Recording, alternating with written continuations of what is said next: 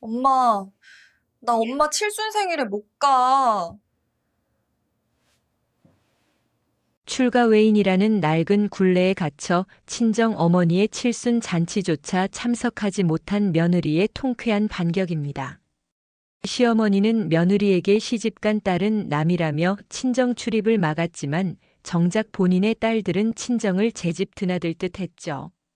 참고 참던 며느리 서연의 인내심이 한계에 달한 순간 그녀는 시어머니가 그토록 강조하던 법도라는 칼날을 고스란히 되돌려주기로 결심합니다. 시어머니의 생신날 서연이 준비한 반전은 온 가족을 충격에 빠뜨리는데요. 출가 외인 타령으로 며느리를 짓밟던 시댁이 어떻게 무너지는지 이 이야기가 궁금하시면 구독과 좋아요를 눌러주세요. 영상 제작에 큰 힘이 됩니다. 이서연은 거실 소파에 앉아 휴대폰 속 사진을 보며 환하게 웃고 있었습니다. 친정 어머니가 보내온 칠순 잔치 준비 사진이었죠. 평생 시장에서 반찬 장사를 하시며 고생만 하신 어머니가 처음으로 받는 성대한 생신 잔치였습니다. 사진 속 어머니는 새로 맞춘 한복을 입고 수줍게 웃고 계셨어요. 외동딸인 서연에게 어머니의 칠수는 무슨 일이 있어도 빠질 수 없는 소중한 날이었습니다. 여보, 우리 엄마 칠순 잔치가 이번 주 토요일인데 뭐 입고 갈까? 용돈은 얼마나 드리면 좋을까? 서연이 침실로 들어가 남편 강민호에게 밝은 목소리로 물었습니다. 하지만 민호는 침대에 누워 스마트폰 게임만 하고 있었어요. 응, 당신이 알아서 해. 건조하고 무성의한 대답이 돌아왔습니다. 서연은 실망했지만 기분을 추스르며 다시 말했습니다. 여보, 당신도 같이 가는 거 맞지? 어머니한테 한 번 더 말씀드리고 허락받을게. 외동딸이 친정 어머니 칠순에 참석하는 것은 너무나 당연한 일이었으니까요. 하지만 그 순간 거실에서 시어머니 박영자의 날카로운 목소리가 울려 퍼졌습니다. 이서연, 당장 나와. 갑작스러운 호통에 서연은 깜짝 놀라 가슴을 쓸어내렸습니다. 거실로 나가자 영자는 소파에 팔짱을 끼고 앉아 차갑게 노려보고 있었어요. 어머님 무슨 일이세요? 서연이 조심스럽게 물었습니다. 내가 너 친정 가라고 허락했어? 영자의 목소리는 얼음장처럼 차가웠습니다. 어머님, 저희 엄마 칠순 잔치 있다고 말씀드렸잖아요. 외동딸이 어떻게 안 가요? 서연의 목소리가 떨렸습니다. 칠순이 대수야? 출가 외인이 친정 잔치에 무슨 상관이야? 시집간 딸은 그 집 사람이지 친정하고는 남이야. 영자의 말에 서연은 할 말을 잃었습니다. 어머님, 제가 외동딸이에요. 엄마가 저 하나 바라보고 사시는데 칠순에 못 간다는 게 말이 돼요? 서연의 눈에 눈물이 맺혔습니다. 말이 안 되긴 뭐가 말이 안 돼? 시집 간 년이 친정을 제 집처럼 드나들면 안 되는 거야. 이게 우리 집안 법도야. 어머님 제발요. 엄마가 얼마나 서운해 하실지 생각해 보세요. 서연이 애원했지만 영자는 더욱 목소리를 높였습니다. 오늘부터 일주일 동안 너는 집 대청소하고 김장 준비나 해. 친정 생각할 시간에 시댁일이나 제대로 하라고. 그때 침실에서 민호가 나왔습니다. 무슨 일이에요, 엄마? 내 마누라가 친정 잔치 간다고 난리야. 시집 온 지 5년이 다 됐는데 아직도 철이 없어. 영자가 아들에게 하소연했습니다. 민호는 서연을 보며 미간을 찌푸렸어요. 서연아, 엄마 말씀이 틀린 건 아니잖아. 용돈 넉넉히 보내드리면 되지 않을까? 서연은 남편의 말에 가슴이 무너져 내렸습니다. 가장 믿었던 사람이 자기 편이 되어주길 바랐는데 오히려 시어머니 편을 들다니요. 여보, 어떻게 당신까지 그래? 외동딸이 엄마 칠순에 못 간다는 게 말이 되냐고. 서연의 목소리가 커졌습니다.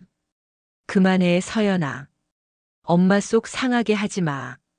나 회사 일로 피곤해. 민호는 짜증스럽게 말하고는 다시 침실로 들어가 버렸습니다. 서연은 그 자리에 우두커니 서서 눈물을 흘렸습니다. 영자는 그런 며느리를 비웃듯 만족스러운 표정을 지었어요. 그날 이후 일주일 동안 서연은 지옥 같은 나날을 보내야 했습니다. 새벽부터 밤늦게까지 청소와 김장 준비에 시달렸죠.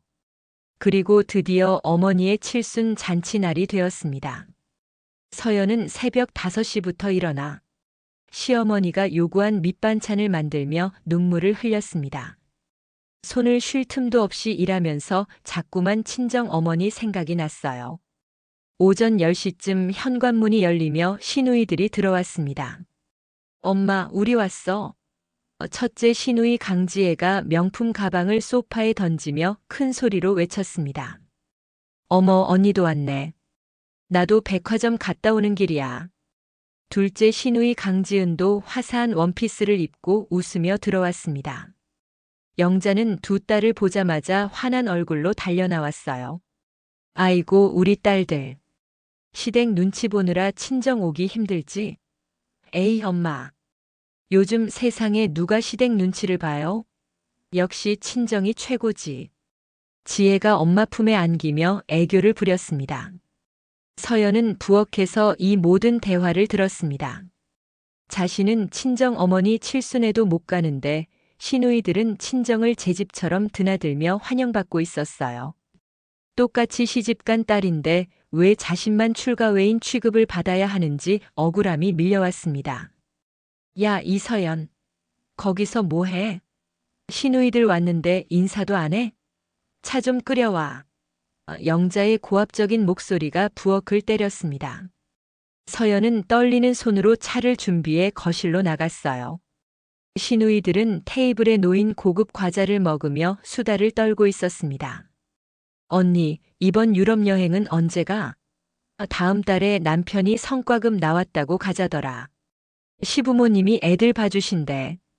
어머, 형부 멋지다. 나도 제주도 가야겠어. 시누이들의 화려한 대화가 이어지는 동안 서연은 묵묵히 차를 내려놓았습니다. 그때 영자가 두 딸에게 두툼한 봉투를 건넸습니다. 우리 딸들 고생 많지? 이거 가져가서 맛있는 거 사 먹어. 어머, 엄마 고마워. 역시 우리 엄마밖에 없어. 시누이들이 환호하며 봉투를 챙겼습니다. 서연은 그 모습을 보며 가슴이 타들어갔습니다. 며칠 전 친정 어머니께 보낼 과일 주문한다고 했다가 시댁 돈 빼돌린다며 호통 들었던 기억이 떠올랐죠. 그때 서연의 휴대폰에 친정 어머니가 보낸 메시지가 도착했습니다. 서연아, 내가 없어서 엄마가 많이 서운하구나. 손님들이 딸은 왜 안 왔냐고 물어보는데 대답할 말이 없네. 요즘 세상에 출가외인이 무슨 소리니? 다음에라도 내려와라. 어머니의 메시지를 읽으며 서연은 입술을 깨물었습니다. 눈물이 주르륵 흘러내렸어요. 이서연, 왜 그렇게 서 있어? 수정과 만들어야지. 손이 발이 되도록 움직여. 영자의 꾸짖음이 다시 들렸습니다. 지금 할게요. 서연이 낮은 목소리로 대답하며 부엌으로 향했습니다. 하지만 돌아서는 서연의 눈빛에는 이전과 다른 서늘한 냉기가 감돌고 있었습니다. 시어머니가 그토록 강조하던 법도라는 칼을 이제는 자신이 직접 휘두르기로 결심한 것입니다. 출가외인이라는 말로 자신의 가슴에 못을 박았으니 똑같은 논리로 이 집안을 뒤집어 놓겠다고 다짐했습니다. 부엌 조리대에 칼을 잡은 서연의 손에 힘이 들어갔습니다. 조용한 반란이 시작되려 하고 있었습니다. 한 달이 흘러 시어머니 박영자의 칠순 잔치날이 다가왔습니다. 서연은 거실 소파에 앉아 깊은 숨을 몰아쉬며 휴대폰을 들었어요. 치밀하게 준비해온 계획을 실행할 시간이었습니다. 서연은 시누이들에게 보낼 장문의 메시지를 작성하기 시작했습니다. 언니들, 어머님께서 평소 말씀하시던 대로 우리 집안 법도를 바로 세우기로 하셨어요. 출가외인인 딸들은 친정 잔치에 오지 말라고 엄명을 내리셨습니다. 어머님 뜻이니 서운해하지 말고 이해해 주세요. 메시지 전송 버튼을 누르는 서연의 손끝이 떨렸지만 표정은 단호했습니다. 하지만 여기서 끝이 아니었습니다. 서연은 시누이들의 시어머니들에게도 직접 전화를 걸었어요. 안녕하세요, 사돈 어르신. 저 강민호 아내 이서연입니다. 아이고, 서연 씨. 웬일로 전화를? 지혜의 시어머니가 의아해하며 받았습니다. 다름이 아니라 저희 어머님께서 집안 가풍을 바로 세우기로 결심하셨거든요. 이번 생신에는 딸들을 부르지 않기로 하셨어요. 출가 외에는 친정 행사에 참석하지 않는 게 법도라시면서요. 며느님께서 친정 올 생각 말고 시댁에 집중하도록 잘 말씀해 주세요. 어머나 세상에. 요즘도 그런 생각을 하시는 분이 계시네요. 알겠습니다. 우리 며느리한테 단단히 일러두겠어요. 지혜의 시어머니는 놀란 목소리로 대답했습니다. 서연은 지은의 시어머니에게도 똑같은 내용을 전했습니다.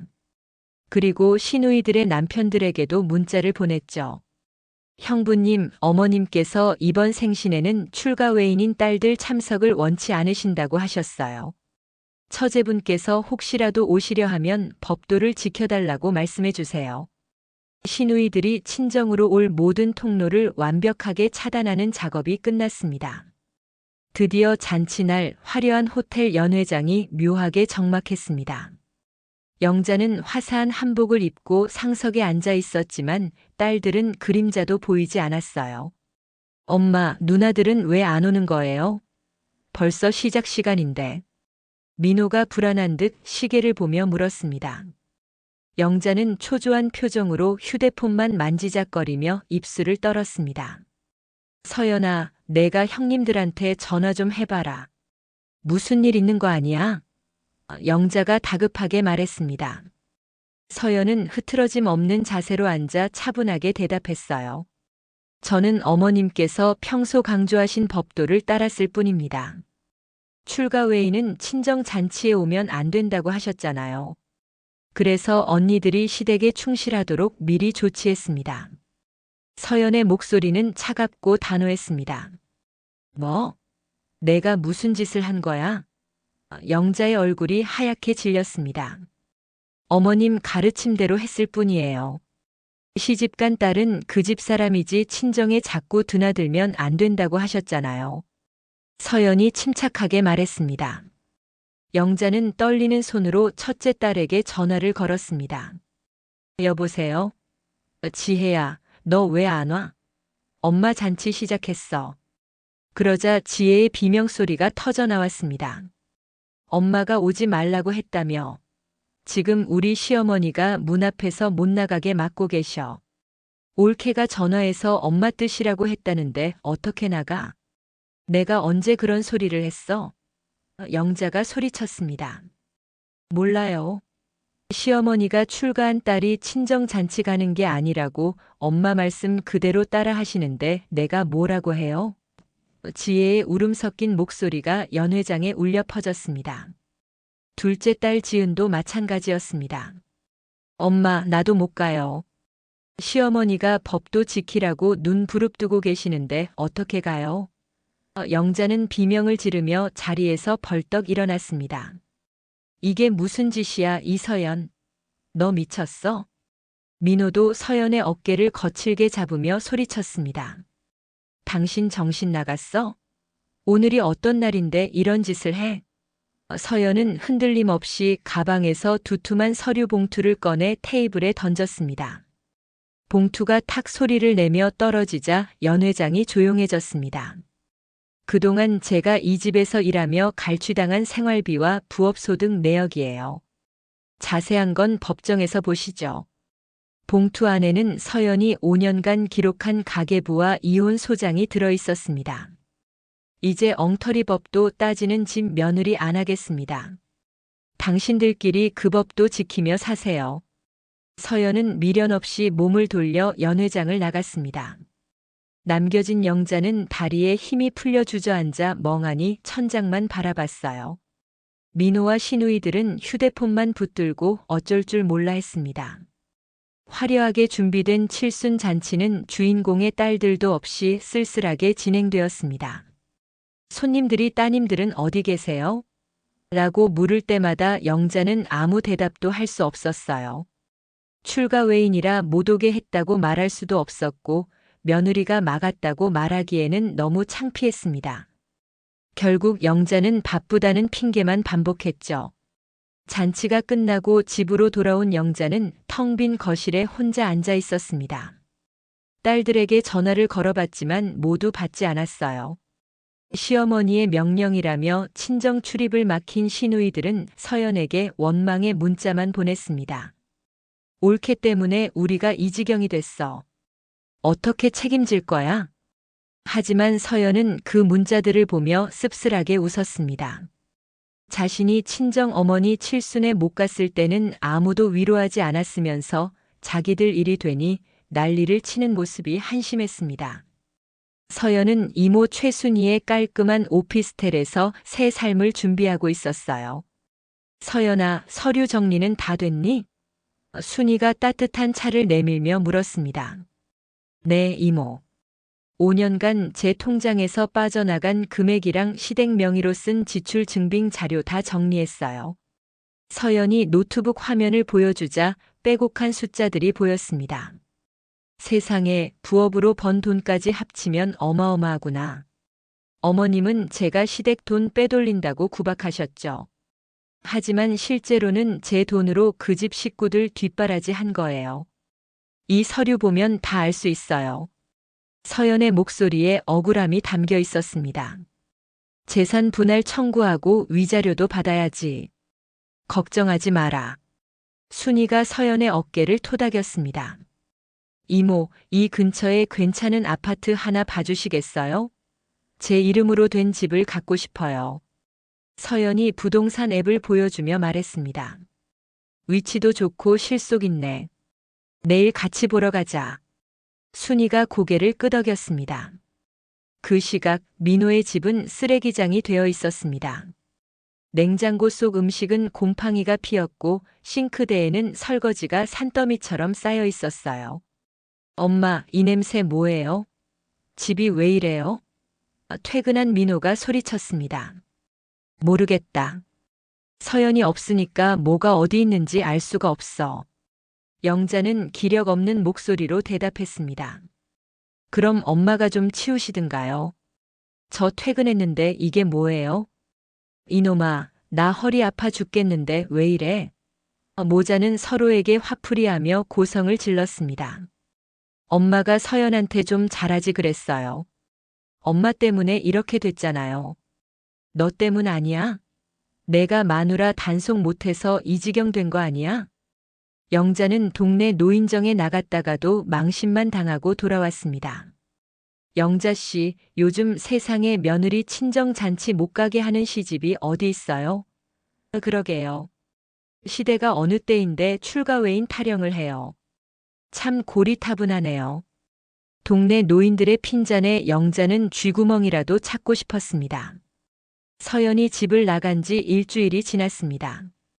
그 짧은 시간 동안 시댁은 완전히 아수라장이 되었어요. 영자는 싱크대에 쌓인 설거지를 하려다 미끄러운 바닥에 허리를 삐끗했습니다. 아이고 허리야. 사람 살려. 영자는 거실 바닥에 쓰러져 신음했지만 물 한 잔 가져다 줄 사람이 없었습니다.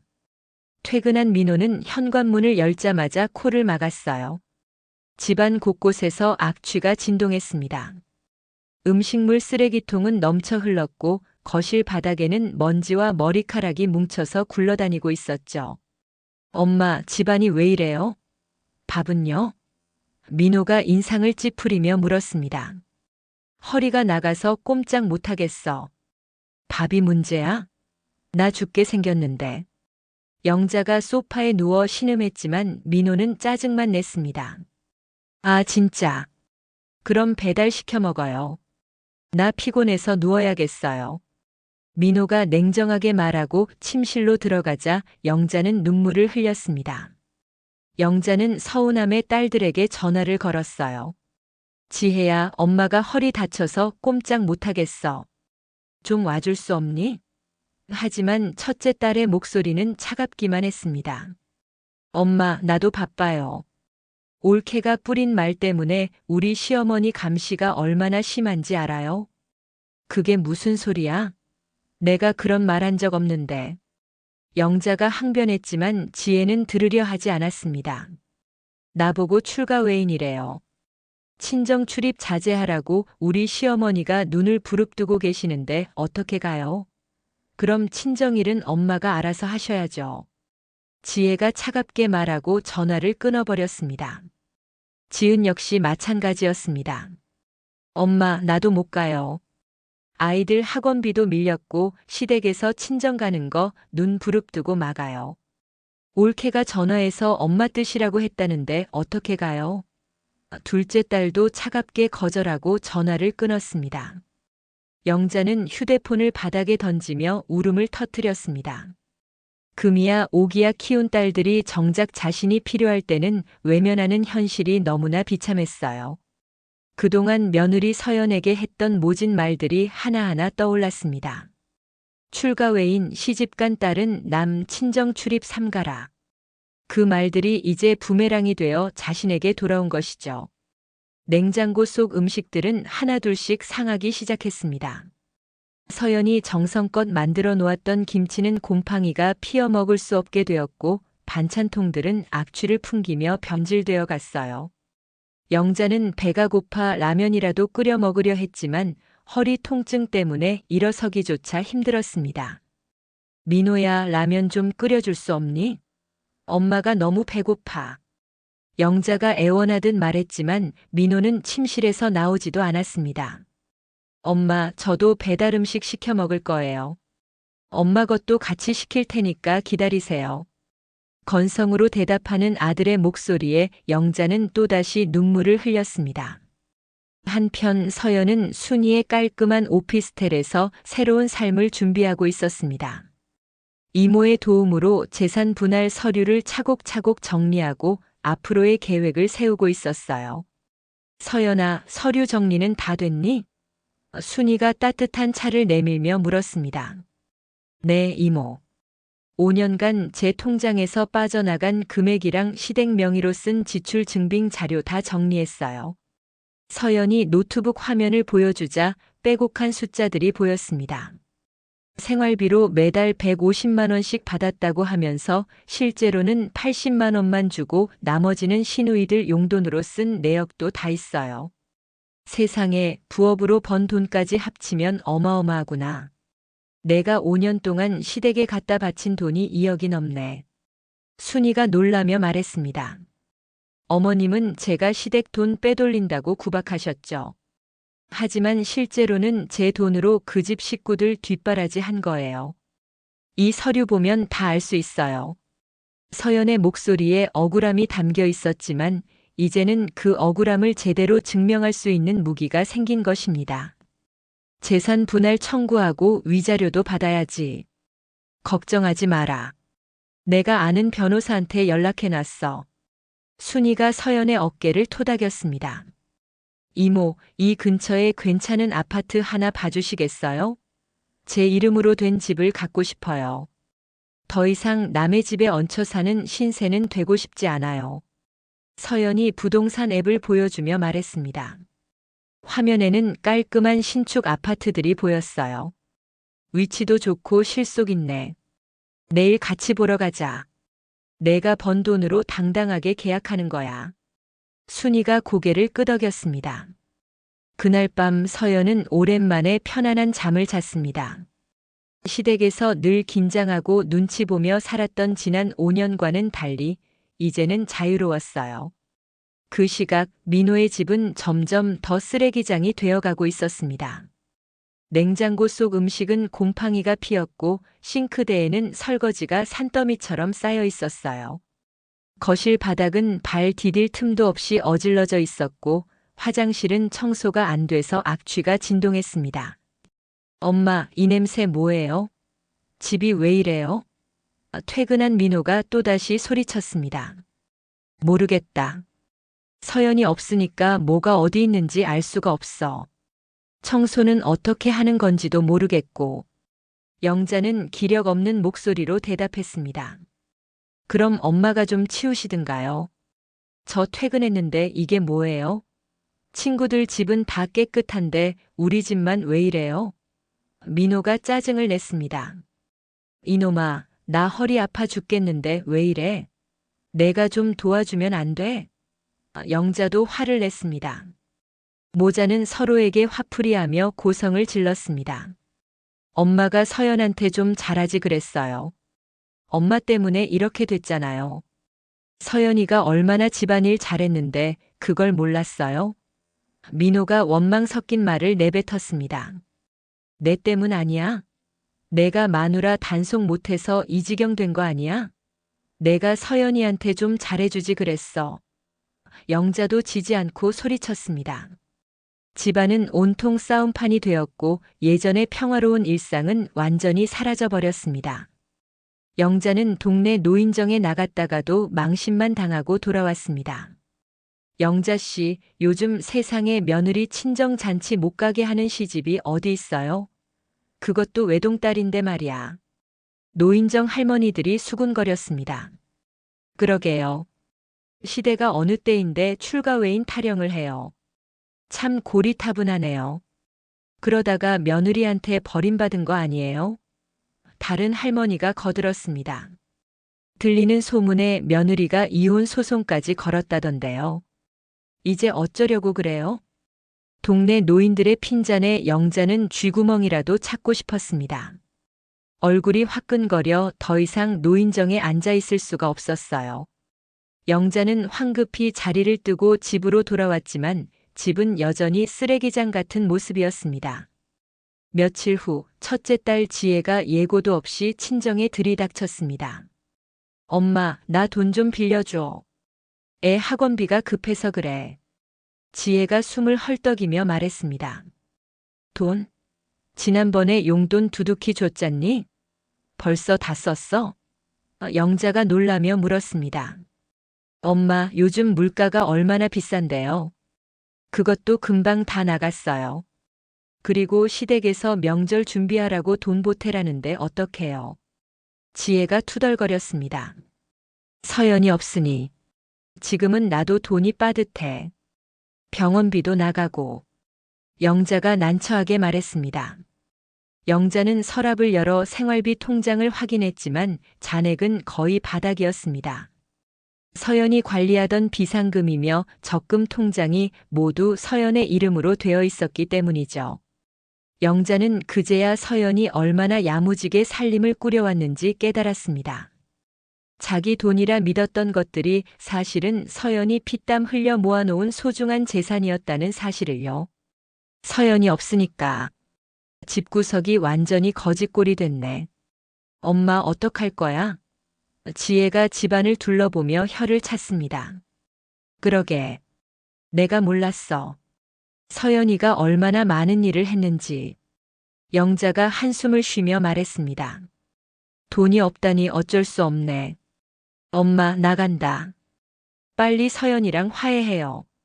이래 가지고는 안 되잖아요. 지혜는 돈이 없다는 말에 냉정하게 집을 나가버렸습니다. 일주일 후 민호는 퇴근길에 법원에서 온 두툼한 등기 우편을 받아들었습니다. 그 안에는 이혼 소장과 함께 서연이 청구한 생활비 및 소득 반환 소송 서류가 들어 있었어요. 서류에는 지난 5년간 서연이 시댁에 제공한 금전적 기여와 그에 대한 보상 청구 내역이 빼곡히 적혀 있었습니다. 엄마, 큰일 났어요. 서연이 우리를 고소했어요. 민호가 사색이 되어 영자에게 소장 내용을 읽어줬습니다. 생활비 명목으로 받은 돈과 실제 사용액의 차액 7천만 원, 부업으로 번 소득 중 시댁에 제공한 금액 1억 3천만 원. 총 2억 원의 반환을 청구한다. 글자를 한자 한자 확인하던 영자는 충격에 휩싸여 급기야 입에 거품을 물고 바닥으로 쓰러졌습니다. 엄마, 정신 차려요, 엄마. 민호가 울부짖으며 영자를 흔들었습니다. 집안의 빛이었던 아내가 사라진 자리는 차가운 지옥일 뿐이었죠. 그 시각 서연은 순이와 함께 아파트 매매 계약서에 도장을 찍고 있었습니다. 축하한다, 서연아. 이제 진짜 내 인생, 내 집이 생긴 거야. 순이가 환하게 웃으며 말했습니다. 고마워요, 이모. 이제야 숨이 좀 쉬어지는 것 같아요. 서연의 얼굴에는 더 이상 불안함이나 슬픔이 없는 오직 평온하고 만족스러운 미소만이 가득했습니다. 새 아파트 열쇠를 손에 쥔 서연은 창밖으로 펼쳐진 도시 풍경을 바라보며 깊은 숨을 들이마셨어요. 이제 진짜 자신만의 공간, 자신만의 삶이 시작되는 것입니다. 이혼 소장을 받고 나서 며칠이 지난 어느 날 오후 영자는 집에서 쉬고 있었습니다. 쓰러진 후 병원에 다녀왔지만 의사는 스트레스 관리를 하라는 말만 했어요. 하지만 어떻게 스트레스를 관리할 수 있을까요? 며느리는 떠났고 딸들은 찾아오지 않고 아들은 차갑기만 한데 말이죠. 오후 2시쯤 전화벨이 요란하게 울렸습니다. 여보세요? 영자가 기력 없는 목소리로 받았습니다. 박영자 씨 본인 맞습니까? 차갑고 위협적인 남자 목소리가 들렸어요. 목소리는 공식적이고 위압적이어서 영자는 자기도 모르게 등골이 오싹해졌습니다. 네, 그런데 누구세요? 영자가 조심스럽게 물었습니다. 여기는 대검찰청 금융범죄수사팀입니다. 지금 박영자 씨와 관련된 중대한 사건이 접수되어 연락드렸습니다. 검찰청이라는 말에 영자의 얼굴이 순식간에 하얗게 질렸어요. 평생 경찰서 구경도 못 해본 노인에게 검찰청은 저승사자보다 무서운 이름이었습니다. 검찰청이요? 제가 무슨 죄를 지었다고요? 저는 평생 법 어긴 적 없는 사람인데. 영자의 목소리가 떨렸습니다. 지금 상황이 아주 심각합니다.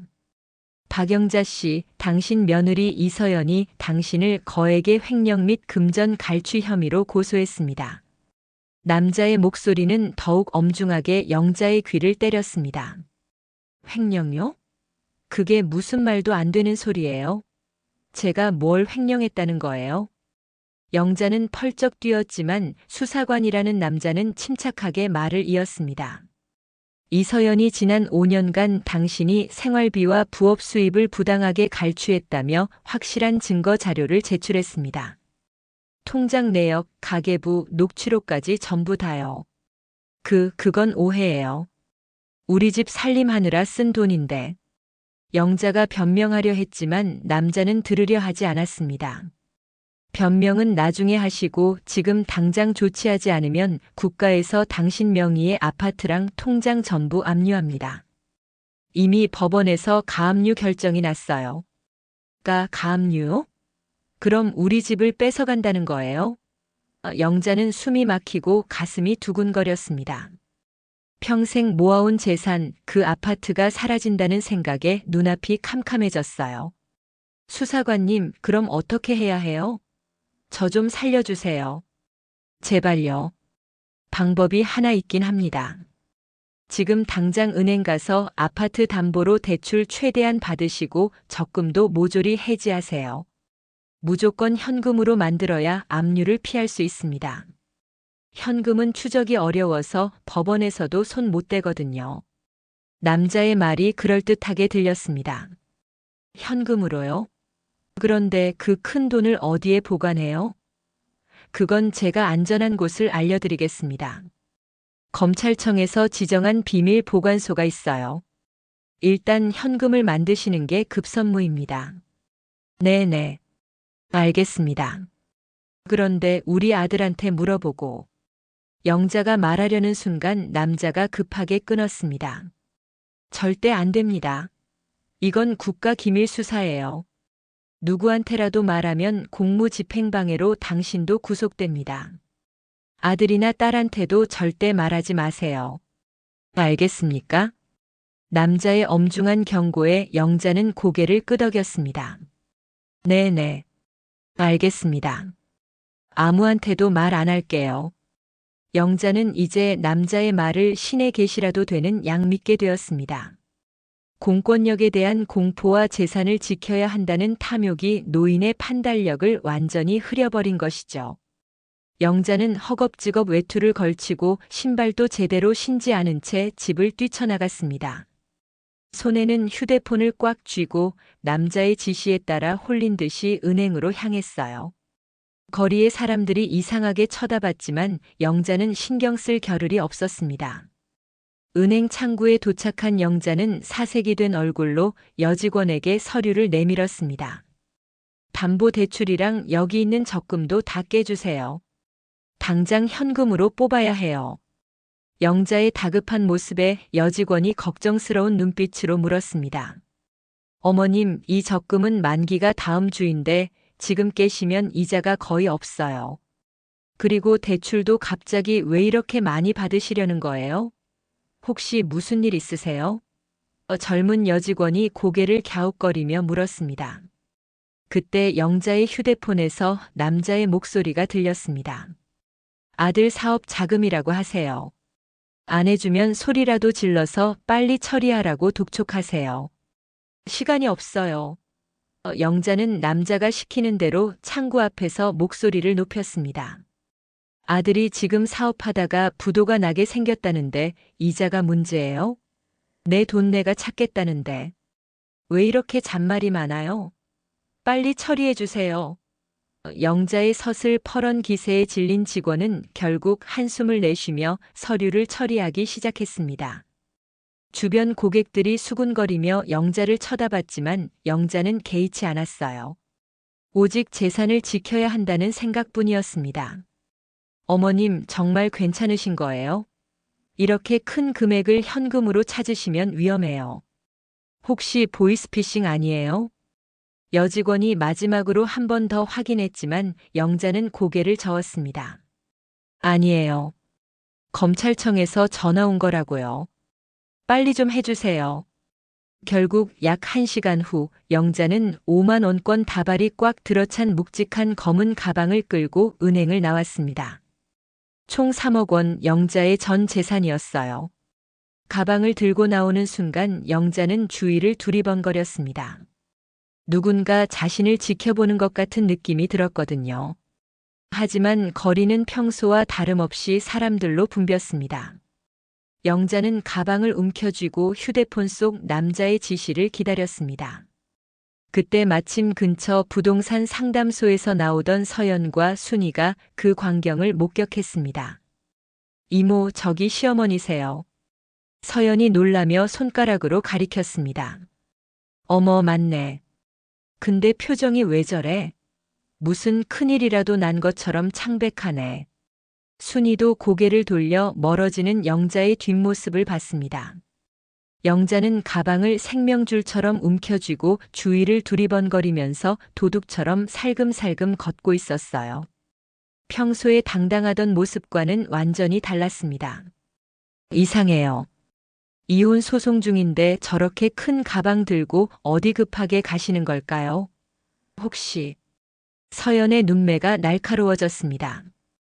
혹시 재산 분할 안 해주려고 돈을 빼돌려 숨기시는 건 아닐까요? 서연의 머릿속에 불길한 예감이 스쳤어요. 이모, 우리 뒤 좀 밟아봐요. 저 가방 안에 뭐가 들었는지 꼭 확인해야겠어요. 서연이 단호하게 말했습니다. 그래도 되겠니? 들키면 어쩌려고? 순이가 걱정스럽게 물었지만 서연은 고개를 저었습니다. 내 돈이 사라질지도 모르는 일이에요. 재산 분할 받을 게 하나도 안 남으면 내 5년 세월은 누가 보상해줘요? 저 가방 안에 뭐가 들었는지 확인만 할게요. 서연과 순이는 멀찍이 떨어져서 영자의 뒤를 조심스럽게 따라갔습니다. 영자는 휴대폰을 귀에 대고 누군가와 계속 통화하며 걷고 있었습니다. 네, 수사관님. 지금 가는 중입니다. 어디로 가면 되죠? 중앙공원 뒤쪽 낡은 화장실 앞으로 오세요. 거기가 안전합니다. 전화 너머 남자는 영자를 인적이 드문 곳으로 유인하고 있었습니다. 중앙공원 뒤쪽이요? 거기 사람이 별로 없는데. 영자가 불안하게 말했지만 남자는 단호했습니다. 그래서 안전한 겁니다. 비밀 수사니까 사람 많은 곳에서는 안 돼요. 빨리 오세요. 영자는 남자의 말을 따라 공원으로 향했습니다. 서연과 순이는 더욱 조심스럽게 거리를 두고 따라갔어요. 영자는 숨을 몰아쉬며 공원 구석진 곳으로 향하더니 화장실 앞 낡은 벤치에 주저앉았습니다. 지금 도착했어요. 이제 어떻게 하면 됩니까? 잘하셨습니다. 이제 우리 검찰청 요원이 검은 모자를 쓰고 갈 겁니다. 그 사람한테 가방 넘겨주세요. 비밀 수사니까 신분증 확인 같은 거 해서 요원 당황하게 만들지 마시고요. 그냥 조용히 가방만 건네주세요. 서연과 순이는 커다란 나무 뒤에 숨어서 이 모든 광경을 지켜보고 있었습니다. 이모, 아무래도 이상해요. 저기 모자 쓴 남자 오는 거 봐요. 저게 무슨 검찰 요원이에요? 딱 봐도 사기꾼이잖아요. 서연은 직감적으로 이것이 보이스피싱임을 깨달았습니다. 검은 모자를 깊게 눌러쓰고 마스크를 한 남자가 영자에게 다가갔습니다. 남자는 말도 없이 거칠게 손을 내밀었어요. 가방 주시죠. 남자의 목소리는 전화로 들었던 것과 달리 거칠고 무례했습니다. 영자는 가방을 건네려다 순간적으로 의구심이 들었는지 주춤했습니다. 저기, 그래도 신분증이라도 한번 보여주셔야 하는 거 아닙니까? 검찰청 요원이시라면. 아, 참. 시간 없다니까요. 이러다 잘못되면 책임질 거예요. 남자가 짜증 섞인 목소리로 가방끈을 확 잡아당겼습니다. 영자는 당황해서 가방을 뺏기지 않으려고 뒷걸음질을 치기 시작했어요. 어머, 왜 이렇게 무식하게 잡아당겨요? 잠깐만요. 정말 검찰청 분이 맞아요? 허둥대던 영자는 그만 벤치 다리에 발이 걸려 뒤로 크게 넘어지고 말았습니다. 으악!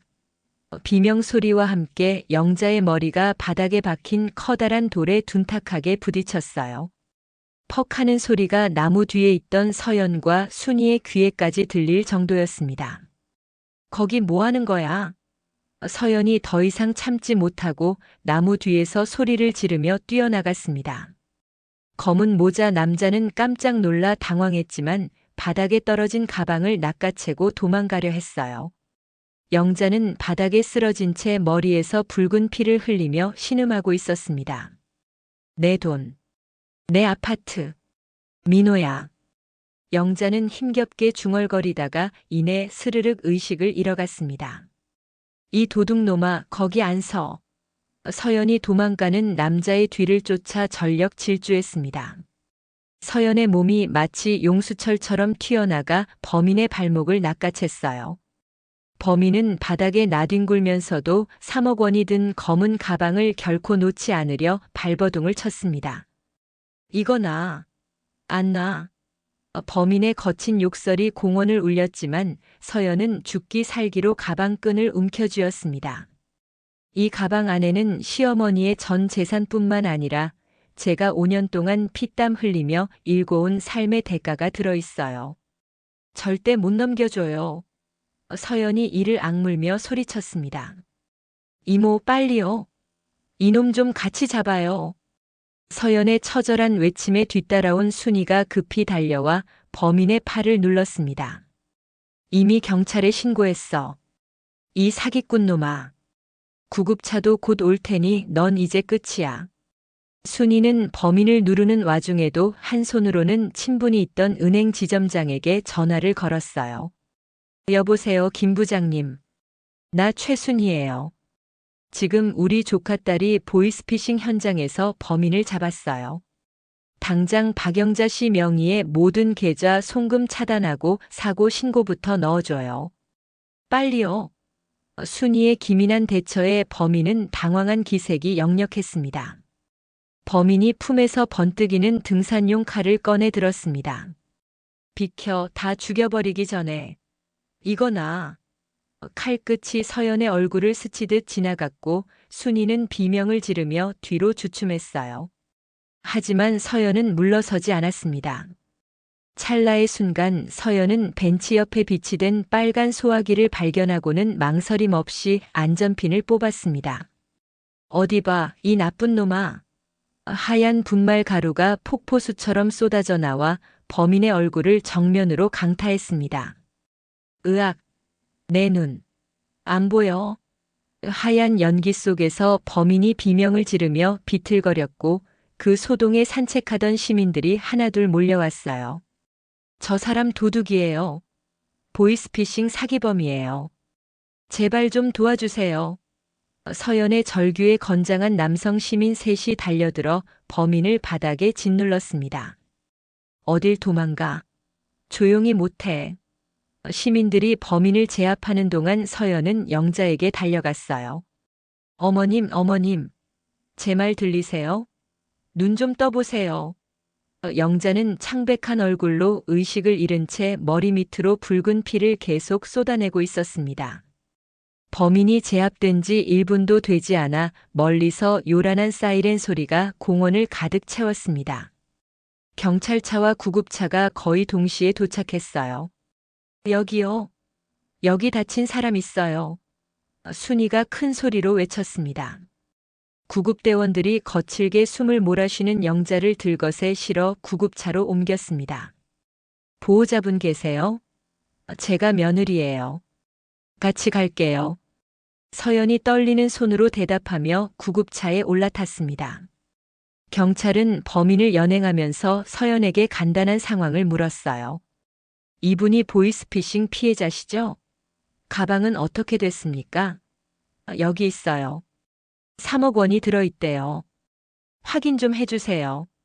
서연이 무거운 가방을 경찰에게 넘겼습니다. 잘하셨습니다.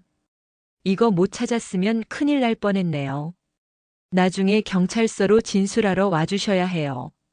경찰관이 고개를 끄덕이며 말했습니다. 네, 알겠습니다. 먼저 병원 가봐야 해서요. 서연은 구급차 문이 닫히기 직전 순이를 돌아봤습니다. 이모, 민호한테 연락 좀 해주세요. 어머님이 큰일 났다고요. 알았어. 걱정 마. 내가 다 처리할게. 순이가 엄지를 치켜들며 말했습니다.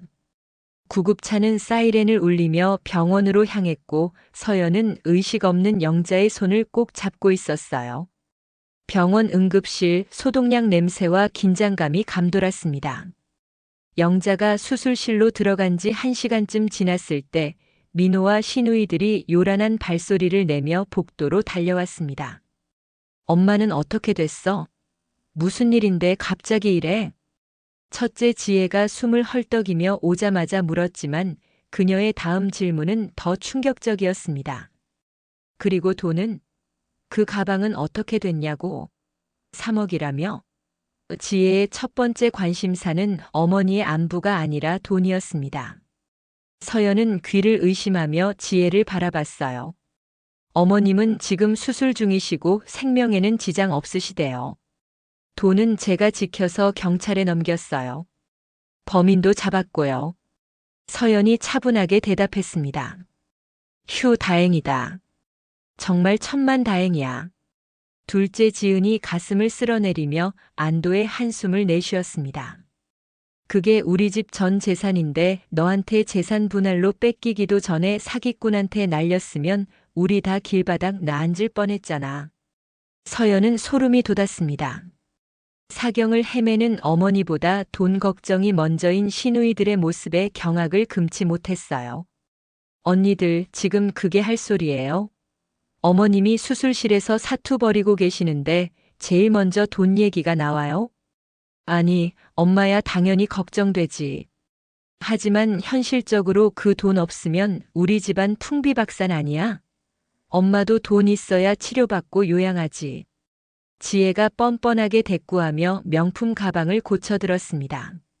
맞아, 언니. 엄마 깨어나면 그 돈부터 확실히 챙겨야 해. 또 이런 일 당하면 어떡해? 엄마 판단력도 흐려진 것 같고. 지은까지 거들자 서연은 고개를 저으며 입을 다물었습니다. 더 이상 말해봐야 소용없다는 걸 깨달았어요. 민호는 그저 멍하니 수술실 문만 바라볼 뿐 누나들의 망언을 말릴 생각조차 하지 못하고 있었습니다. 긴 수술이 끝나고 영자는 중환자실을 거쳐 일반 병실로 옮겨졌어요. 머리에 하얀 붕대를 감은 영자는 초점 없는 눈으로 천장을 바라보고 있었습니다. 그때 덜 닫힌 병실 문틈으로 복도에서 나누는 시누이들의 목소리가 영자의 귀에 날카롭게 박혔습니다. 언니, 엄마 깨어나면 바로 통장은 우리가 관리한다고 하자. 엄마 이제 판단력도 흐려진 것 같아. 보이스피싱에 당할 뻔했잖아. 그러게 말이야. 서연한테 맡겨뒀다가는 이혼 소송에서 다 빼앗길 거야. 이번 기회에 우리가 딱 쥐고 있어야 해. 지혜의 목소리가 차갑게 들렸습니다. 엄마가 또 보이스피싱인지 뭔지 당하면 어떡해? 우리가 관리하는 게 엄마를 위해서도 낫다고 해야지. 영자는 감은 눈꺼풀 사이로 뜨거운 눈물을 소리 없이 흘렸습니다. 자신이 그토록 금이야 오기야 키운 딸들의 진심이 고작 자신의 재산이었다는 사실에 가슴이 갈기갈기 찢어졌어요. 평생 딸들을 위해 살았는데 딸들은 자신의 돈만 노리고 있었던 것입니다. 그때 서연이 병실로 들어와 복도에 있던 시누이들을 차갑게 밀쳐냈습니다. 언니들, 어머님 안정이 제일 중요해요. 면회 시간 끝났으니까 다들 나가세요. 뭐야? 내가 뭔데 우리를 내쫓아? 우리가 친딸이거든. 며느리 주제에 어디서 감히 명령이야? 지혜가 발끈하며 덤벼들었지만 서연은 물러서지 않고 단호한 눈빛으로 응수했습니다. 어머님 재산 제가 피 흘려가며 지켰으니 걱정 마세요. 지금 어머님은 당신들이 아니라 휴식이 필요합니다. 서연은 문을 닫고 영자의 침대 곁으로 다가와 앉았어요. 영자는 떨리는 손을 내밀어 서연의 소매 끝을 간신히 붙잡았습니다. 서연아, 고맙다. 정말 고맙다. 영자의 갈라진 목소리에 회한이 가득 섞여 있었습니다. 고맙긴요. 제가 할 일을 했을 뿐이에요. 아니다. 내가 너한테 얼마나 모질게 굴었는데. 출가 외인이라며 내 부모 잔치도 못 가게 하고 사람 취급도 안 했는데. 영자의 눈물 섞인 고백에 서연의 눈가도 살짝 붉어졌습니다. 이제 지나간 얘기는 하지 마세요. 어머님 몸 추스르시는 게 우선이에요. 그때 순이가 병실로 들어오더니 문 밖에서 서성이는 민호와 시누이들을 한심하다는 듯 후쳐봤습니다. 이 집구석은 정말 서연이 아니었으면 진작 풍비박산 났을 거예요. 사돈들 똑똑히 들으세요. 서연이가 5년 동안 이 집에 갖다 바친 돈, 부업에서 번 돈까지 합치면 이 아파트는 서연이 거나 마찬가지예요. 순이의 서늘한 일침에 복도의 시누이들이 쥐 죽은 듯 조용해졌습니다. 딸들이요? 쟤네는 지금 어머니 돈 못 챙길까봐 달려온 하이에나들이고요. 아들이고요. 마누라 단속 하나 제대로 못한 무능력자예요. 순이의 직설적인 말에 문 밖에서 민호가 얼굴이 빨개졌습니다. 서연은 가방에서 서류 한 뭉치를 꺼내 영자 앞에 놓았습니다. 어머님, 저 더 이상 어머님께 당하고만 살 생각 없습니다. 하지만 어머님을 길바닥에 내앉게 하고 싶지도 않아요. 서연의 목소리는 차가웠지만 명확했습니다. 앞으로 어머님의 모든 재산 관리와 신변 보호를 제가 맡겠습니다. 이 위임장에 도장 찍어주세요. 그래야 저 딸들이 어머님 돈 못 건드려요. 서연이 위임장을 펼쳐 보이자 영자는 떨리는 손으로 서류를 받아들었습니다. 서연아, 그건 좀 너무하지 않아? 민호가 조심스럽게 끼어들려 했지만 서연은 서늘한 눈빛으로 남편의 말을 잘라버렸습니다. 당신은 가만히 계세요. 어머님이 사경을 헤맬 때 누나들 단속 하나 못한 사람이 무슨 염치로 나서요? 영자는 자신의 목숨보다 돈을 귀하게 여기던 딸들과 비록 이혼을 선언했지만 끝까지 자신을 구해주고 지켜준 며느리를 비교했습니다. 이제야 누가 진짜 자신의 편인지 뼈저리게 깨달은 것이죠. 도장 찍겠다. 아니, 지장이라도 찍으마. 영자가 단호하게 말하며 인주를 찾았습니다. 엄마, 제정신이에요? 어떻게 며느리한테 다 맡겨요? 시누이들이 병실 문을 박차고 들어와 소리를 질렀지만 영자는 눈을 부릅뜨고 딸들을 향해 호통을 쳤습니다. 너희는 내 목숨이 경각에 달렸을 때도 돈 주머니 챙길 궁리만 했지. 내 목숨 지켜준 건 서연이야. 너희는 이제 내 돈 1원 한 푼도 탐내지 마라. 영자는 눈물을 훔치며 위임장에 꽉 하고 지장을 눌렀습니다. 서연아, 이제부터 날 지켜줄 사람은 너뿐이다. 이 못난 시엄마 좀 부탁한다. 영자의 목소리에 진심이 담겨 있었습니다. 서연은 위임장을 소중히 챙기며 고개를 끄덕였어요. 이제 서연은 구박받던 며느리가 아니라 이 집안의 모든 실권을 쥔 보호자가 되었습니다. 한 달 후 영자는 서연의 정성스러운 간병과 순이가 구해온 귀한 약재 덕분에 기적처럼 건강을 회복했습니다.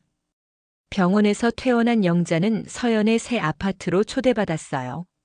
현관문을 열고 들어서자 깔끔하게 정리된 거실과 식탁이 눈에 들어왔습니다. 식탁에는 보양식으로 가득한 상이 차려져 있었습니다. 전복죽, 인삼탕, 생선구이, 각종 나물까지 정성스럽게 준비되어 있었어요. 어머님, 여기 앉으세요. 이 자리가 제일 상석이에요. 서연이 깍듯하게 말했습니다. 영자는 조심스럽게 자리에 앉으며 눈을 동그랗게 뜨고 밥상을 바라봤어요. 어머나 서연아.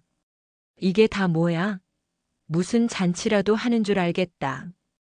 영자의 목소리에는 예전의 날카로움은 간데없고 머뭇거림이 가득했습니다.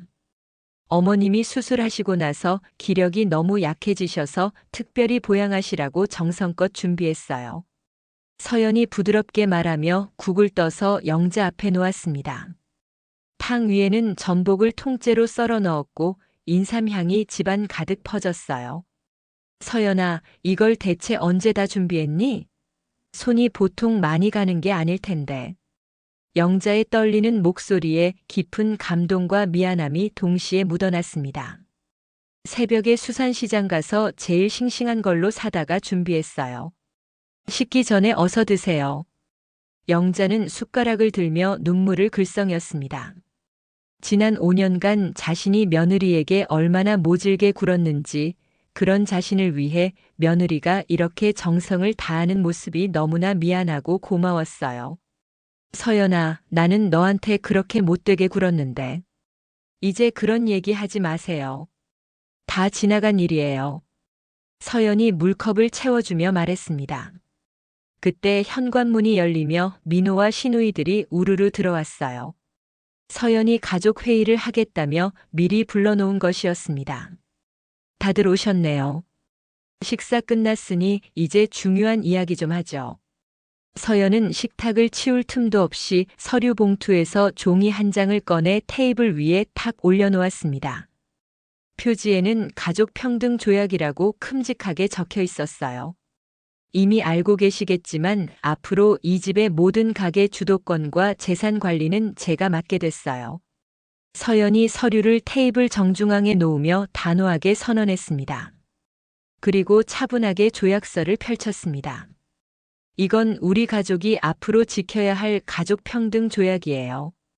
첫 번째, 명절과 제사는 이제부터 각자 집에서 알아서 지냅니다. 시댁과 친정을 번갈아 가며 모시는 것도 좋고 각자 편한 대로 하면 됩니다. 서연의 목소리는 침착했지만 단호했습니다. 뭐? 그럼 조상님 제사는 누가 모셔? 그게 무슨 말도 안 되는 소리야? 지혜가 소리를 질렀지만 서연은 말을 멈추지 않았습니다. 두 번째, 친정 부모님 모시는 행사나 경조사의 시댁은 무조건적인 지원과 참석을 하실 것. 생일, 칠순, 팔순 등 모든 행사에 빠짐없이 참석하고 정성껏 준비합니다. 서연의 목소리가 얼음장처럼 차갑게 울렸습니다. 세 번째, 시누이들이 친정집에 올 때는 며느리인 저에게 미리 허락을 받을 것. 최소 3일 전에 방문 목적과 시간을 알려주시고 승인받은 후에만 방문 가능합니다. 참나 어이가 없어서. 우리가 왜 엄마 집에 오는데 며느리 허락을 받아야 해? 너 미쳤니? 지은이 코웃음을 치며 말했습니다. 그때 가만히 듣고 있던 영자가 젓가락을 탁 내려놓으며 천둥 같은 소리를 냈어요. 이것들아, 지금 어디라고 목소리를 높여? 너희가 돈 한 푼이라도 됐냐? 영자의 목소리에 분노가 가득했습니다. 엄마, 그게 무슨 소리야? 우리가 엄마 걱정 얼마나 했는데. 입 닥치지 못해. 영자가 소리를 버럭 지르자 시누이들이 움찔했습니다. 서연이 없었으면 너희 친정집 진작 망했고 나도 산속에 묻혔을 거다. 내 목숨 지켜준 건 서연이야. 너희는 내가 죽어가는데도 돈 계산만 했잖아. 영자의 단호하고 서늘한 목소리에 시누이들은 순식간에 할 말을 잃고 입을 다물었습니다. 이제부터 난 무조건 서연이 말에 따를 거야. 토달 거면 당장 나가. 2번 말 안 해. 시어머니가 며느리 편을 들며 쇠를 박자 병실처럼 정적이 감돌았습니다. 민호는 당황한 표정으로 서연과 어머니를 번갈아 보고 있었어요. 어머님께서도 이렇게 말씀하시니까 앞으로는 이 조약대로 집안을 운영하겠어요. 서연이 조약서와 볼펜을 남편 민호에게 내밀었습니다. 자, 서명하세요. 당신부터. 서연아, 이건 좀 너무한 거 아니야? 내 체면도 있는데. 서명 안 할 거면 중단했던 이혼 소송 지금 바로 다시 진행하죠. 어쩔까요? 서연의 차가운 눈빛에 민호는 할 말을 잃었습니다. 그리고 4번째 조항도 있어요. 남편 강민호는 매주 집안일의 50%를 분담하며 명절 음식 준비에 적극 참여할 것. 서연이 조약서를 넘기며 추가 조항을 읽어 내려갔습니다. 민호는 하나의 기세에 눌려 떨리는 손으로 서명란을 채웠어요. 5번째, 생활비는 투명하게 공개하고 모든 지출 내역은 매달 정산합니다. 시댁 경조사비도 양가 동등하게 지출합니다. 6번째, 시누이들은 친정 방문 시 빈손으로 오지 않으며 방문 후 반드시 집안일을 도울 것. 설거지, 청소 등 최소 2시간 이상 가사 노동에 참여합니다. 서연이 조항을 하나하나 읽어 내려가자 시누이들의 얼굴이 점점 굳어갔습니다. 7번째, 모든 가족 구성원은 서로를 존중하며 출가 외인이나 시집간 딸 등의 차별적 언어를 사용하지 않습니다. 위반 시 1달간 친정 출입 금지. 서연의 목소리는 흔들림이 없었습니다. 시누이들도 영자의 눈치를 보며 어쩔 수 없이 굴욕적인 서명을 마쳤어요. 지혜와 지은은 입술을 깨물며 분한 표정을 지었지만 재산권이 서연에게 넘어간 이상 거부할 수 없었습니다. 이제 집안의 주도권이 완전히 서연에게 넘어간 것입니다. 좋아요. 모두 서명하셨으니 오늘부터 이 조약은 효력을 발생합니다. 서연이 서류를 깔끔하게 정리하며 말했습니다. 참고로 이 조약을 위반하면 그에 상응하는 제재가 있을 거예요. 친정 방문 금지는 기본이고 심할 경우 상속에서 제외될 수도 있습니다. 서연의 경고에 시누이들은 서로 눈치만 보며 아무 말도 하지 못했습니다. 영자는 서연의 단호한 모습을 보며 흐뭇하게 고개를 끄덕였어요. 잘했다, 서연아. 이래야 사람 사는 집안이 되는 거야. 어머님, 이제 편히 쉬세요. 제가 모든 걸 챙길 테니까요. 서연이 영자의 손을 꼭 잡으며 말했습니다. 회의가 끝나고 시누이들은 씁쓸한 표정으로 집을 나갔어요. 복도에서 지혜가 지은에게 속삭였습니다. 언니, 이거 너무한 거 아니야? 우리가 엄마 집에 오는데 며느리 허락을 받아야 한다니. 어쩔 수 없잖아. 돈이 서연이한테 다 넘어갔는데. 참고 견뎌야지. 지은이 한숨을 쉬며 대답했습니다. 그날 밤 서연은 순이에게 전화를 걸었습니다. 이모, 오늘 가족 조약 서명 받았어요. 잘했다, 서연아. 이제 당당하게 내 목소리를 내며 살 수 있겠구나. 순이의 목소리에 자랑스러움이 묻어났습니다. 네, 이모. 이제 더 이상 출가 외인이라는 말 듣지 않아도 돼요. 제가 이 집안의 중심이 됐어요. 서연의 목소리에 자신감이 넘쳤습니다. 길고 힘든 싸움이었지만 결국 서연은 승리한 것입니다. 주말 아침 풍경이 완전히 바뀌었습니다. 서연은 거실 소파에서 순이와 여행 카탈로그를 보며 깔깔거리며 웃고 있었어요. 이모, 이 온천 리조트 어때요? 물이 그렇게 좋다던데 우리 부모님 모시고 가기 딱이죠? 좋네, 좋아. 내 부모님 평생 흙 만지고 고생만 하셨으니 이제 대접 좀 받아야지. 순이가 카탈로그를 넘기며 고개를 끄덕였습니다. 여기 스파도 있고 골프장도 있네. 아버지가 좋아하시겠어요. 그 평화로운 풍경 옆에서 민호는 앞치마를 두르고 땀을 뻘뻘 흘리며 화장실 청소를 하고 있었습니다.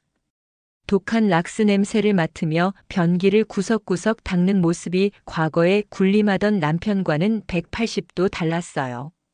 여보, 변기 안쪽까지 다 닦았어? 바닥 물기도 싹 제거해줘요. 그리고 거울도 닦고 수건도 새 걸로 갈아놔요. 서연이 무심하게 툭 던진 말에 민호가 허리를 펴며 고개를 끄덕였습니다. 네, 여보. 방 정리도 다 끝내놓을게요. 더 시키실 거 없어요? 민호의 목소리에는 예전의 거만함이 완전히 사라지고 순종적인 태도만 남아 있었습니다. 아, 그리고 오늘 저녁장도 봐야 하니까 장보기 리스트 냉장고에 붙여뒀어요. 확인하고 다녀와요. 알겠어요. 몇 시까지 다녀오면 돼요? 5시까지요. 저녁 준비해야 하니까 늦지 마세요. 서연이 시계를 보며 말했습니다. 민호는 고개를 끄덕이고 다시 화장실로 들어가 청소를 계속했어요. 그때 현관에서 초인종이 울렸습니다. 인터폰 화면을 보니 시누이들이 문 밖에서 과일 상자를 들고 안절부절 못하며 서 있었습니다. 올케님, 저희 왔어요. 엄마 안부나 좀 여쭈려고 과일 좀 사왔어요. 첫째 지혜가 인터폰 카메라를 향해 아주 공손하고 조심스럽게 말했습니다. 예전에 친정을 제 집처럼 드나들던 모습은 온데간데 없고 마치 처음 방문하는 손님처럼 조심스러워하고 있었어요. 오늘 무슨 일로 오셨어요? 방문 신청서 제출하셨나요? 서연이 인터폰 너머로 차갑게 물었습니다. 가족평등 조약에 따르면 시누이들은 최소 3일 전에 방문 신청을 해야 했거든요. 아, 그게. 갑자기 과일이 싸게 나와서 급하게 사왔는데. 잠깐만이라도 안 될까요? 엄마 얼굴만 좀 보고 갈게요. 지혜가 애원하듯 말했지만 서연은 단호했습니다. 규칙은 규칙이에요, 언니. 어머님은 지금 낮잠 주무시는 시간이고요. 방해하시면 안 돼요. 다음에 미리 연락하고 오세요. 서연의 목소리에는 흔들림이 없었습니다. 올케님, 제발요. 멀리서 왔는데 얼굴만이라도. 둘째 지은까지 비굴하게 애원했지만 서연은 고개를 저었습니다. 다음에요. 그리고 과일은 현관 앞에 두고 가세요. 제가 나중에 가져다 드릴게요. 시누이들은 문 앞에서 한숨을 깊게 내쉬며 허탈하게 발길을 돌려야만 했습니다. 이제 친정집에 들어오려면 며느리의 허락을 받아야 하는 처지가 된 것입니다. 복도를 걸어가며 지혜가 지은에게 속삭였어요. 완전히 입장이 바뀌었네. 예전에는 우리가 맘대로 드나들었는데. 어쩔 수 없잖아. 돈이 옳게 손에 다 넘어갔는데. 참고 견뎌야지 뭐. 지은이 체념한 목소리로 대답했습니다. 며칠 후 서연은 친정 부모님을 전국에서 제일 좋다는 최고급 리조트로 모셨습니다. 영자도 함께 동행했어요. 모락모락 김이 나는 온천이 딸린 특실에서 서연의 아버지가 환한 미소를 지으며 말씀하셨습니다. 우리 딸 고맙다. 이렇게 좋은 곳에 늙은 애비 애미를 데려와 주고. 꿈만 같구나. 아버지의 목소리에 감격이 묻어났습니다. 아빠 칠순 때 못 모신 거 생각하면 지금도 가슴이 미어져요. 정말 죄송해요. 서연의 눈가에 뜨거운 눈물이 맺혔습니다. 아니야, 딸아. 이제라도 이렇게 효도해주니 얼마나 고마운지 모른다. 아버지는 딸의 손을 꼭 잡아주었습니다. 옆에서 영자도 서연의 어머니 손을 잡으며 말했어요. 사부인, 정말 훌륭한 따님을 두셨어요. 저는 그동안 몰라봤네요. 서연이가 얼마나 귀한 사람인지. 영자의 목소리에 진심이 담겨 있었습니다. 이제라도 알아주시니 다행이네요. 서연의 어머니가 영자의 손을 다정하게 토닥였습니다. 민호는 그곳에서 완벽한 짐꾼이자 운전기사 역할을 수행했습니다. 장인 장모님과 시어머니의 짐을 낑낑대며 들고 온천 입구까지 모셔드리며 속죄의 마음을 전했어요. 사위 고맙네. 우리 딸 앞으로도 잘 부탁한다. 서연의 아버지가 민호의 어깨를 툭툭 토닥이며 진심 어린 말씀을 건네셨습니다. 정말 죄송합니다, 아버님. 제가 생각이 짧았습니다. 앞으로는 서연한테 잘하겠습니다. 장인어른, 장모님께도 효도하겠습니다. 민호가 허리를 90도로 꺾어 깊은 인사를 올렸습니다. 여보게, 고개 들게. 자네가 달라지는 모습을 보니 기특하네. 장인이 민호를 일으켜 세우며 말했습니다. 리조트에서의 3일간은 정말 행복한 시간이었습니다.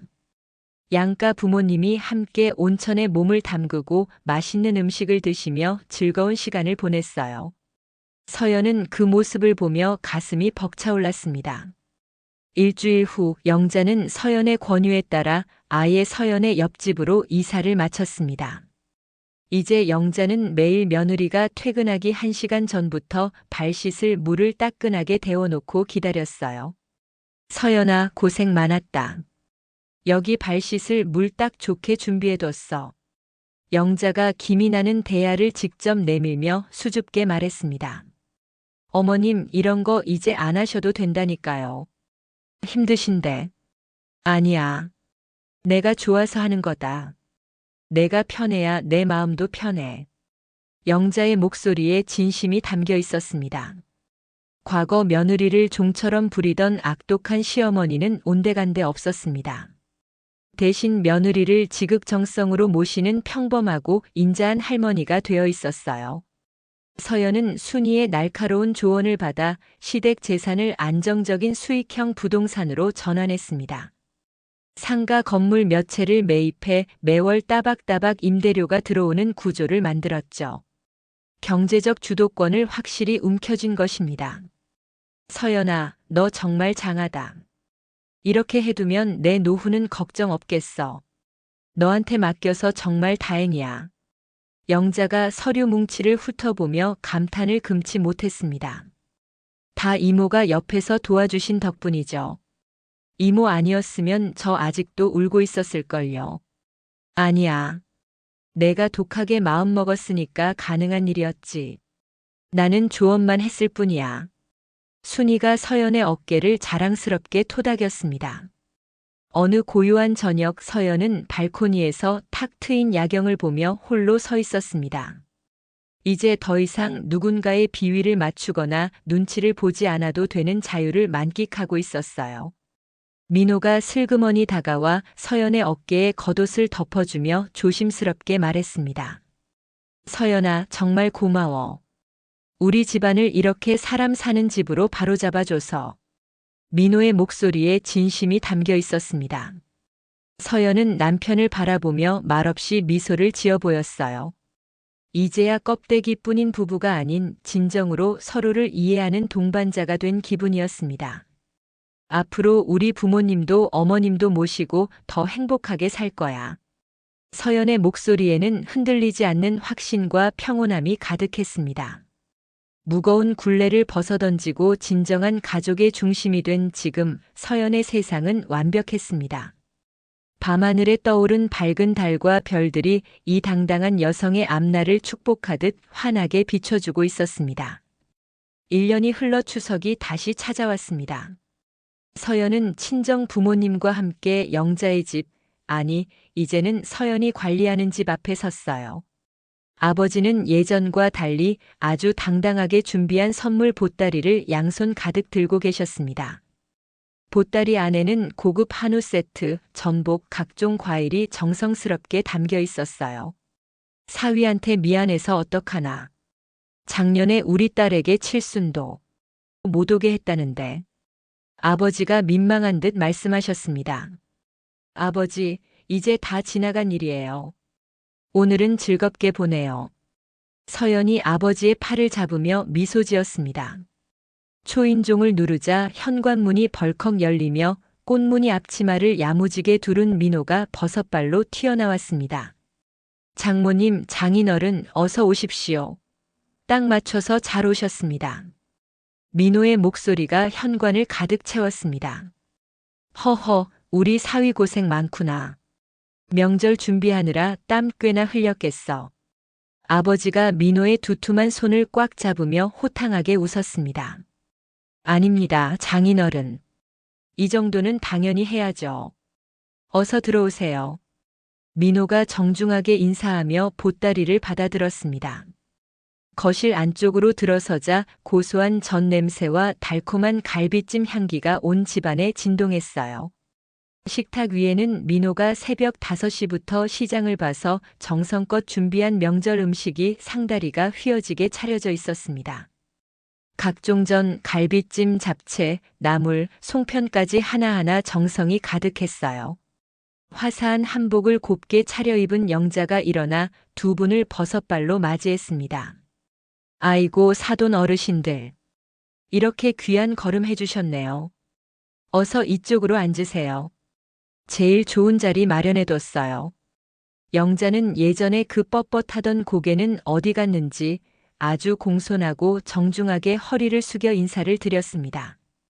몸도 아직 완전히 회복 안 됐을 텐데 이렇게 정성을 들이셔서 어째요. 고마워요, 사돈. 서연의 어머니가 감격스러운 눈빛으로 영자의 손을 꼭 맞잡았습니다.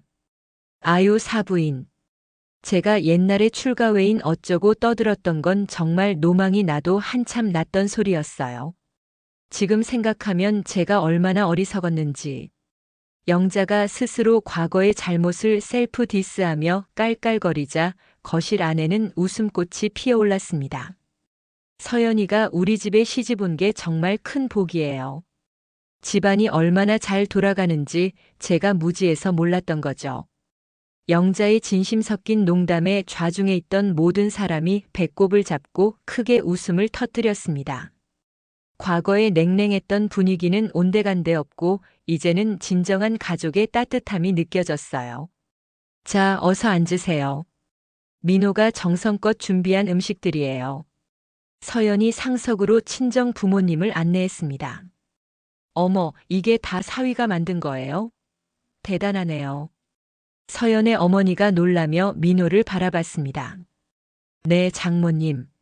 서연이한테 배운 거예요. 아직 부족하지만 정성은 담았습니다. 민호가 수줍게 웃으며 대답했습니다. 식탁을 가득 채운 음식을 보며 서연의 아버지가 감탄사를 연발했어요. 우와, 이거 정말 대단한데. 우리 사위 요리 솜씨가 보통이 아니네. 감사합니다, 장인어른. 맛있게 드세요. 민호가 공손하게 인사하며 국그릇을 올려드렸습니다. 오후 2시가 조금 넘었을 무렵 도어락 소리가 나더니 시누이들이 쭈뼛쭈뼛 조심스럽게 문을 열었습니다. 저희 왔어요. 늦어서 죄송합니다. 첫째 지혜가 비싼 과일 보따리와 한과 세트를 소중하게 들고 들어오며 고개를 90도로 푹 숙였습니다. 어서 오세요, 언니들. 차 막히는데 오느라 고생하셨네요.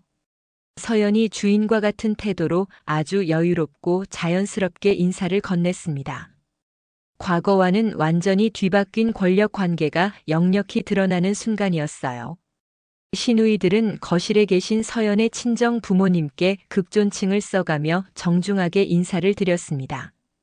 안녕하세요, 사돈 어르신. 건강하시죠? 항상 저희 옳게 잘 봐주셔서 감사합니다. 지혜의 목소리에 긴장감이 묻어났습니다. 오, 그래요. 어서 오세요. 서연의 아버지가 흐뭇하게 고개를 끄덕이며 대답했습니다. 인사를 마친 시누이들은 누가 시키지도 않았는데 부엌으로 직행했어요. 설거지랑 뒷정리는 저희가 전담해서 할게요. 올케님은 좀 쉬세요. 둘째 지은이 미리 챙겨온 개인용 고무장갑까지 꺼내며 앞치마를 두르고 선언했습니다. 예전에는 상상도 할 수 없었던 모습이었습니다. 그러세요? 그럼 부탁 좀 드릴게요. 천천히 하셔도 되니까 구석구석 깨끗하게 부탁해요. 특히 냄비 밑바닥이랑 가스레인지 주변도 꼼꼼히 닦아주시고요. 서연이 무심한 듯 당부하자 시누이들은 불만 하나 없이 고개를 끄덕였습니다. 네네. 올케님 걱정 마시고 편히 쉬고 계세요. 저희가 반짝반짝하게 닦아놓을게요. 시누이들의 목소리에는 예전의 거만함은 온데간데 없고 비굴함만 남아 있었어요. 이제 시누이들은 서연의 허락 없이는 친정 문턱도 밟지 못하는 처지가 되었고 친정에 올 때마다 최소 2시간 이상 집안일을 해야 했습니다. 가족 평등 조약의 효과가 확실하게 나타나고 있었죠. 저녁 무렵 손님들이 돌아가고 민호가 서연 옆으로 다가와 살포시 앉더니 서연의 발을 주물러주기 시작했습니다. 여보, 오늘 하루 종일 신경 쓰느라 정말 고생 많았지? 발이 퉁퉁 부었네. 고생은 무슨. 당연히 해야 할 일 했을 뿐인걸. 당신도 음식 준비하느라 수고 많았어. 서연이 아주 편안하고 우아한 표정으로 대답하자 민호의 손길에 더욱 정성이 들어갔습니다. 민호는 이제 아내의 미세한 눈빛 변화만 봐도 무엇이 필요한지 알아채는 특급 남편이자 1등 살림꾼이 되어 있었습니다. 과거의 무심하고 이기적이던 모습은 완전히 사라졌어요. 여보, 다음 주에 엄마 아빠 모시고 제주도 여행 가는 거 잊지 않았지? 서연이 물었습니다. 당연하지. 벌써 항공권이랑 숙소 다 예약해뒀어. 장인어른, 장모님도 정말 좋아하시겠다. 그래, 고마워. 당신도 많이 변했어. 서연이 민호의 손을 꼭 잡으며 미소 지었습니다. 다 당신 덕분이야. 나한테 진짜 사람 사는 법을 가르쳐줘서 고마워. 민호가 진심을 담아 말했습니다. 며칠 후 영자는 동네 노인정에서 며느리 자랑을 침이 마르도록 늘어놓고 있었습니다. 아유, 우리 며느리가 최고지. 이번 추석에 양가 부모님 다 모시고 명절 보냈다니까. 음식도 사위가 다 준비하고. 어머나 정말. 요즘 같은 세상에 그런 며느리가 대체 어디 있대? 동네 할머니들의 부러움 섞인 질문에 영자의 어깨가 으쓱하며 하늘 높은 줄 모르고 올라갔습니다. 우리 서연이가 얼마나 똑똑하고 야무진지 몰라. 집안 살림이면 살림, 돈 관리면 관리 아주 완벽해. 우리 집 재산도 다 늘려놨어. 영자의 얼굴은 이제 며느리를 향한 자랑스러움과 사랑으로 반짝반짝 빛나고 있었습니다. 예전에는 출가 외인 타령하시더니 완전히 달라지셨네요. 한 할머니가 농담조로 말하자 영자가 손사래를 쳤습니다. 그때는 내가 정신이 없었어. 며느리가 얼마나 귀한 사람인지 몰랐지. 지금은 서연이가 우리 집 기둥이야. 일주일 후 저녁 서연과 민호는 오랜만에 한강변을 따라 산책에 나섰습니다. 노을이 강물에 붉게 물들며 마치 금가루를 뿌려놓은 듯 아름다운 풍경을 자아내고 있었죠. 서연아, 정말 고마워. 민호가 산책로를 걷다 멈춰서서 서연의 따뜻한 손을 두 손으로 꼭 잡으며 말했습니다. 또 뭐가 그렇게 고마워? 오늘 그 말만 10번은 넘게 들은 것 같은데. 우리 집안을 그리고 나를 이렇게 사람답게 바로잡아줘서. 예전에 나는 정말 한심한 인간이었어. 엄마 말만 듣고 당신 말은 하나도 안 들었잖아. 민호의 목소리에 진심 어린 참회가 담겨 있었습니다. 이제야 진짜 사람 사는 가족 같아. 나도 참 행복해. 서연이 민호를 바라보며 말없이 미소를 지어 보였습니다. 응, 앞으로도 계속 우리 이렇게 서로 존중하면서 예쁘게 살자. 내가 더 잘할게. 민호의 목소리에는 무거운 진심과 신뢰가 담겨 있었습니다. 서연은 고개를 끄덕이며 평화롭게 흐르는 강물을 바라봤습니다. 누군가의 일방적인 희생 위에 위태롭게 세워진 가짜 평화가 아닌 서로를 귀하게 여기는 진짜 평화를 느꼈어요. 집으로 돌아가는 길 영자가 현관 앞까지 나와 손을 흔들며 배웅했습니다. 서연아, 다음 명절은 내 친정 가서 지내라. 사돈 차례는 내가 거기 가서 지낼게. 당연한 거야. 영자의 호탕한 웃음소리가 복도 끝까지 유쾌하게 울려 퍼졌습니다. 서연도 그 웃음을 따라가며 기분 좋게 집 안으로 발을 들였어요. 지난날 출가 외인이라며 차가운 눈총을 주던 시어머니가 이제는 세상에서 가장 든든한 내 편이 되어 있었습니다. 민호가 서연의 어깨에 듬직하게 팔을 두르며 나지막이 속삭였습니다. 우리 이제 진짜로 행복하게만 살자. 당신 덕분에 우리 가족이 제대로 된 가족이 됐어. 서연의 얼굴에는 더 이상 불안함이나 슬픔이 없는 오직 평온하고 만족스러운 미소만이 가득했습니다. 며느리라는 이름의 굴레를 스스로 벗어던지고 당당하게 인생의 주인으로 우뚝 선 서연의 새로운 삶이 펼쳐지고 있었어요. 밤하늘에 떠오른 밝은 달과 별들이 이 당당한 주인공의 앞날을 축복하듯 환하게 비춰주고 있었습니다. 며느리는 남이 아니라 집안의 귀한 복덩이라는 사실을 이제야 깨달은 시어머니, 그리고 출가외인이라는 낡은 굴레를 스스로 깨부수고 인생의 주인공이 된 서연. 남의 눈치 보며 희생하는 게 미덕인 시대는 끝났습니다. 내가 당당해야 가족도 내 인생도 지킬 수 있는 법이니까요. 여러분의 오늘에도 시원하고 당당한 승리가 가득하시길 응원합니다. 다른 이야기가 궁금하시면 구독과 좋아요를 눌러주세요. 영상 제작에 큰 힘이 됩니다.